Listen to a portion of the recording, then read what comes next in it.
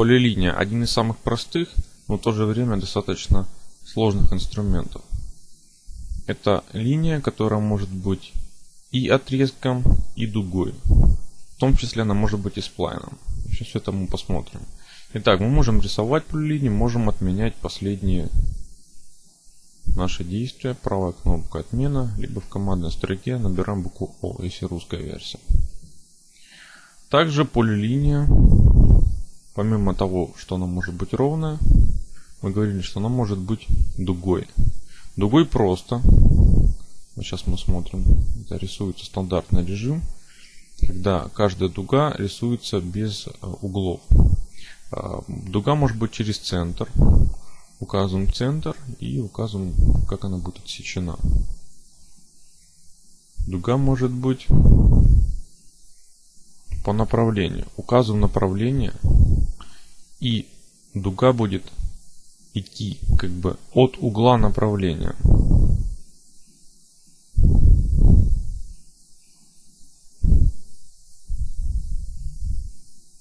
Дуга может быть по радиусу. Мы указываем радиус, и теперь дуга наша будет только этого радиуса. Все указания можно как щелкать на экране, так и в командной строке выбирать. Ну и дуга может быть по двум точкам. Указываем в любом месте еще одну точку и вот смотрим, что она строится в общей сложности по 3 точкам. Указываем мы с вами 2, так как начальный у нас с вами есть. Переходим обратно в линейный и рисуем ровные линии.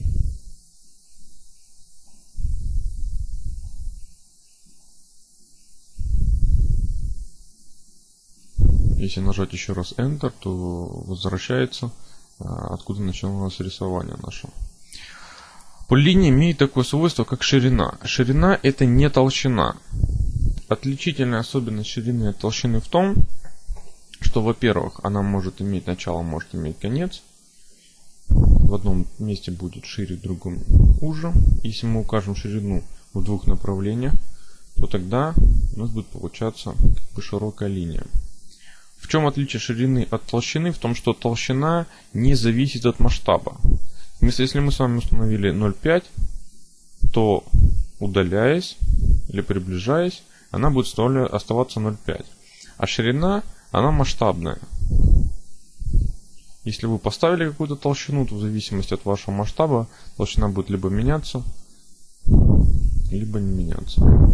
Указываем в свойствах 0 и дальше рисуем тонкую линию. Если указан 0, то ширина вообще не используется, используется толщина. Если же какое-то хотя бы значение стоит, то толщина действовать не будет. Итак, один из инструментов рисования полилинии — это прямоугольник. Прямоугольник может рисоваться, к примеру, сразу с фасками. Мы можем указать, какие у нас будут фаски, и прямоугольника уже сразу они отсечены. Также у него могут быть указаны сразу сопряжения. Вот мы рисуем, и прямоугольник у нас сразу с сопряжением. Установим сопряжение 0, чтобы в следующий раз, когда мы рисовали, у нас его уже не было. Также можно указать размеры прямоугольника, указать, в каком направлении он будет находиться, просто щелкнув. Также можно построить прямоугольник, указав его площадь и одну из сторон. Длина или ширина. И указываем, сколько у нас будет 50. Ну, вот узковато, но тем не менее. Смотрим свойства. Площадь у нас есть.